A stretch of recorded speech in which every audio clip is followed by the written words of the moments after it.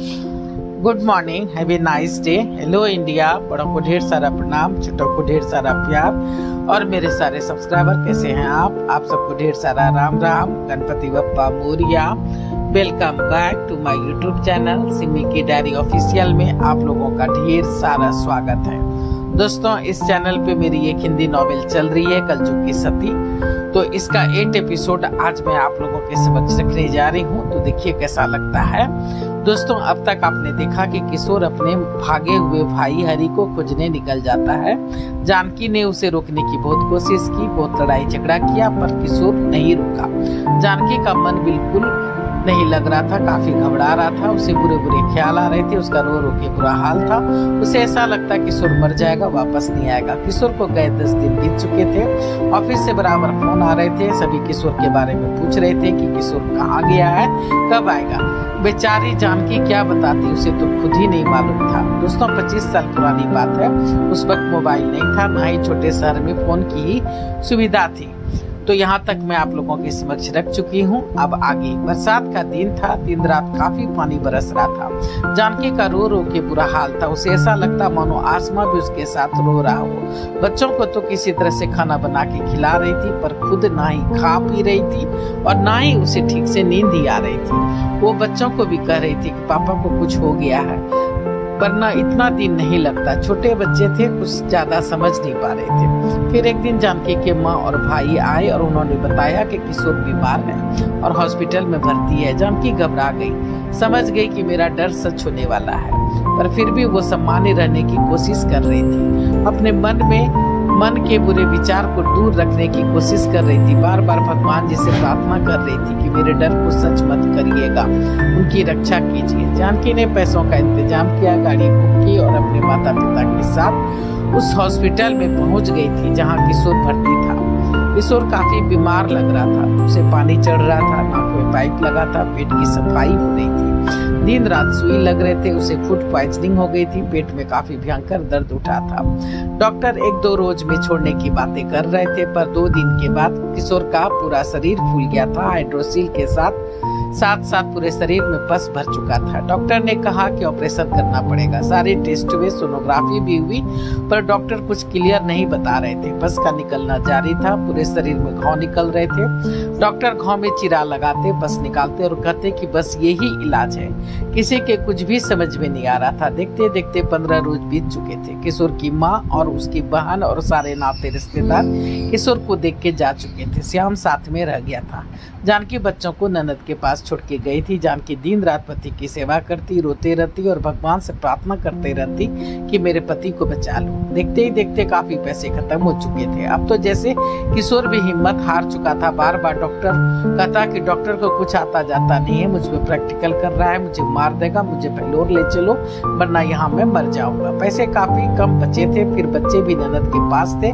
इसे तकदीर का लिखा कहे या माया का जाल। किशोर काफी जिद कर रहा था कि जानकी मेरे साथ चलो। जानकी भी जाना चाहती थी, पर उसके चाचा ससुर का कहना था कि रास्ते में चोरी होती है, सारे पैसे एक जगह नहीं रख के 4 जगह रखो।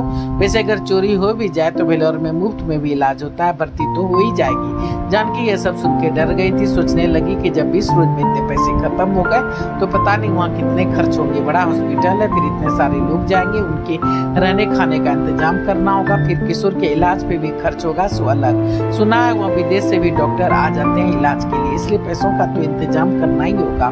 बच्चे बहुत दिनों से बुआ के पास है, मैं भाई के साथ पैसे लेकर बेंगलोर चली जाऊंगी, तब तक बच्चे मम्मी पापा के पास अच्छे से रह लेंगे।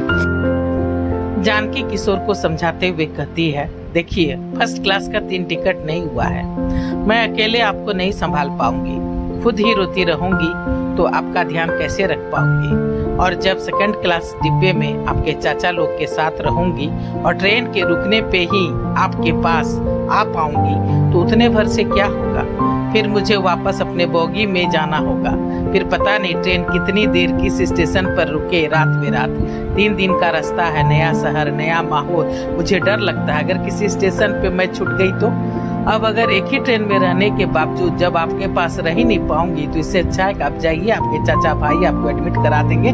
तब तक मैं ऑफिस में भी खबर कर दूंगी और पैसों का इंतजाम करके सोमवार मंगलवार तक आपके पास आ जाऊंगी। किशोर चाहता तो नहीं था कि जानकी उसे छोड़ के जाए, पर उसका तर्क भी सही था, इसलिए मान गया था। जानकी अपने माता पिता के साथ स्टेशन तक जाती है, फिर सबको सब कुछ समझाने लगती है।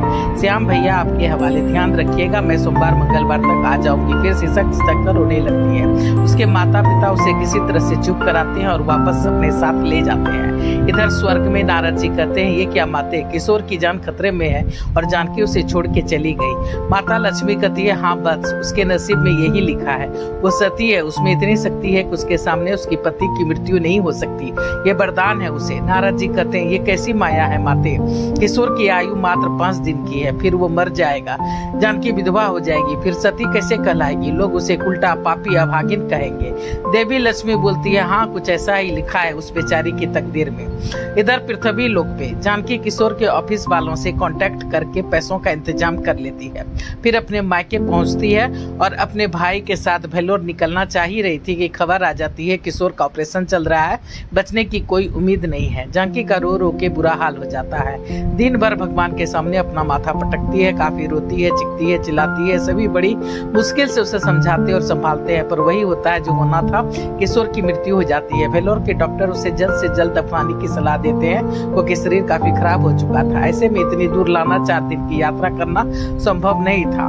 श्याम अपने बड़े बुजुर्गों से सलाह मशवरा करके उसका अंतिम संस्कार वहीं कर देता है। जानकी रोते रोते बेहोश हो जाती है, फिर उसकी सुध-बुध खत्म हो जाती है, उसकी याददाश्त ठीक से काम नहीं करती। किशोर के ऑफिस में काम करने वाले की पत्नी आती है उससे मिलने, पर उसे होश ही नहीं होता। पर किसी तरह से जानकी के पिताजी और भाई उसे उसके ससुराल ले जाते हैं। काम क्रिया तक जानकी वही रहती है, फिर मैके वापस आ जाती है। देखते देखते किशोर को मरे 1 महीने बीत जाते हैं, तब जानकी कुछ नॉर्मल हो पाती है तो डेरे पे जाने की बात करती है। कोई उसे जाने देना तो नहीं चाहता, पर वो कहती है कि बच्चों का 1 साल बर्बाद हो जाएगा, फाइनल एग्जाम नजदीक है, इसलिए मुझे जाने दो। दोस्तों, कलजुग की सती मेरी रियल कहानी है। थोड़ा सा मैंने उसे आध्यात्मिक मोड़ दिया है और बहुत दिनों के बाद इसका एपिसोड रख रही हूँ।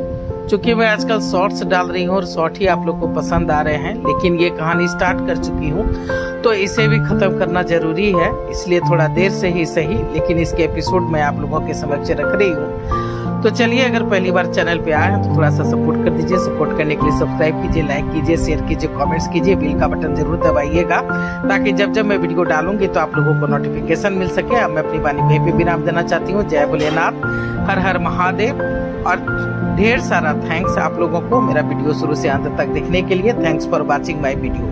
Thank you.